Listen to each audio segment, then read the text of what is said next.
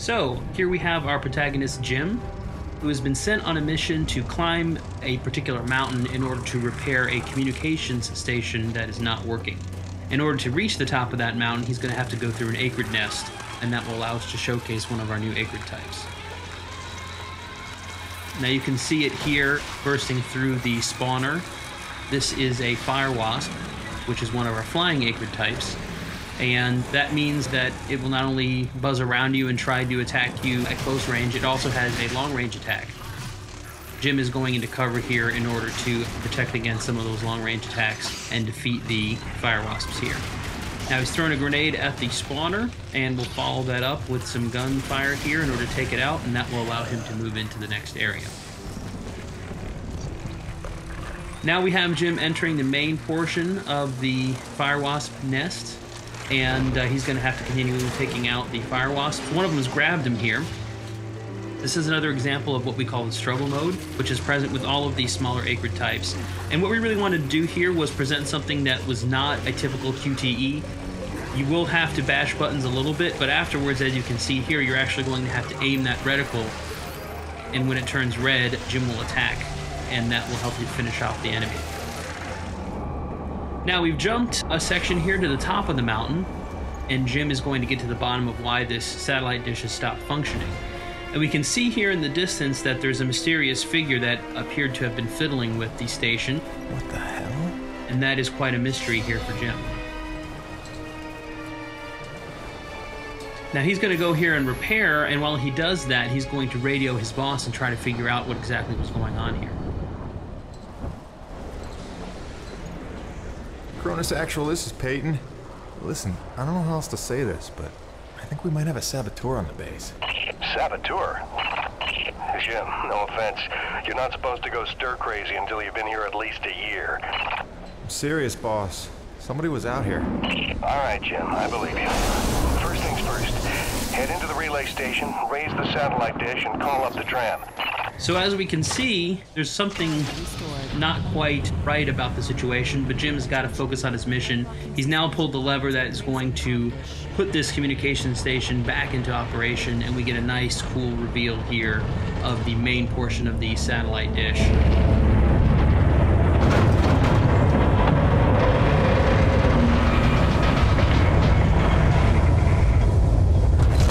Comm dish locked and ready for transmission. Now that he's restored functionality to the communication station, Jim is going to have to call up his utility rig that he's left at the bottom of the mountain using the built-in gondola system that he's repaired along the way. And this will call his rig up to him so that he'll be able to use it to make some final adjustments, make sure that the base is able to communicate with Earth. So as we can see here, he's operating the gondola system. And that will call the utility rig back up from the mountain, and all he has to do is wait for it to arrive to complete his mission.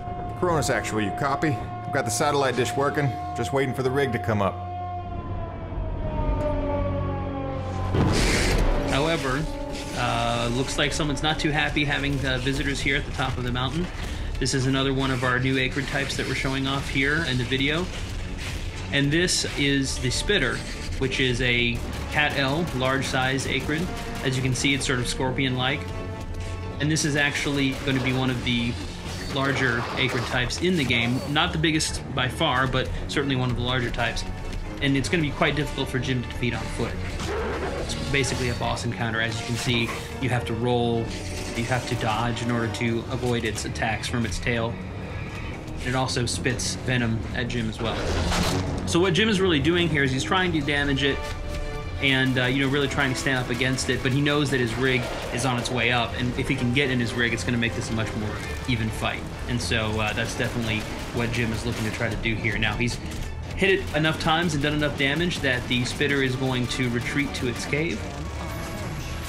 And that's actually good timing for us, because it'll give us an opportunity to buy some time while the rig shows up. And we can see a little bit there from the gondola apparatus, the rig showing up here as we take out a few of these fire wasps. And sure enough, here is the rig that has shown up at the top of the mountain. And now all Jim has to do is get in it, and we're going to try to finish off the spitter that we saw a few minutes ago. Once again, when we jump into the rig in Lost Planet 3, we're back in first person. It's very important for us to sell the perspective and the scale of the rig. It is the largest vehicle we've ever had in the series. And here, Jim is going to use one of the upgrades that you get over the course of the game, which is called the winch. You start with the claw arm on the left side of the rig, and the winch allows you to basically shoot that out. And it will kill smaller enemies with a single hit, as we can see with the fire wasps. And then you can also use it to latch on to larger enemies and draw them in. Now, we can see that the spitter has shown back up. Looks like it's rested a little bit and wants to get back in the fight. So now we're going to give it something its own size to take on. We can bash using the drill arm, which will help, and then grab on with the winch, as we mentioned earlier, and then we can pull in using the winch, and that will allow us to grab the tail, lift it up, and attack with the drill. Now, important thing to note here, it's hard to tell a little bit from the video, but when you're actually playing the game, all of these things are their own unique controls. So when you grab onto the tail, you've got to use the trigger to grab, you've got to use the stick to lift the tail up, you have to use the right trigger to drill, and you have to aim the drill. So it's not a situation where the game's doing everything for you. We really want you to feel as though you're personally in control of this large rig. Now we've taken the tail off, we've bashed it into submission a little bit, and we're going to try to come in here now to finish it off. So bash it, stun it a little bit, come in, grab with the left trigger, and then we're going to use the drill here in order to finish it off, which is quite a gory and satisfying way to kill the enemy. And there we go. Before we finish out the video here, just going to play one of our cool cinematics here that's going to show a little bit more of the background of some of the characters and also give some hints at some of the mysteries that Jim and the others are facing here on EDN 3.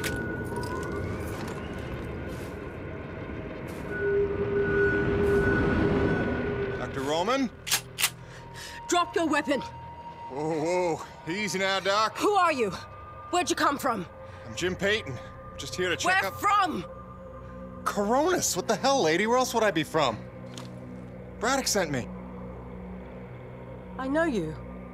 Right. They came down with that creepy fella you don't like, with the big head. Just hitching a ride, I swear. Barely know the guy. You may be done aiming things at me now?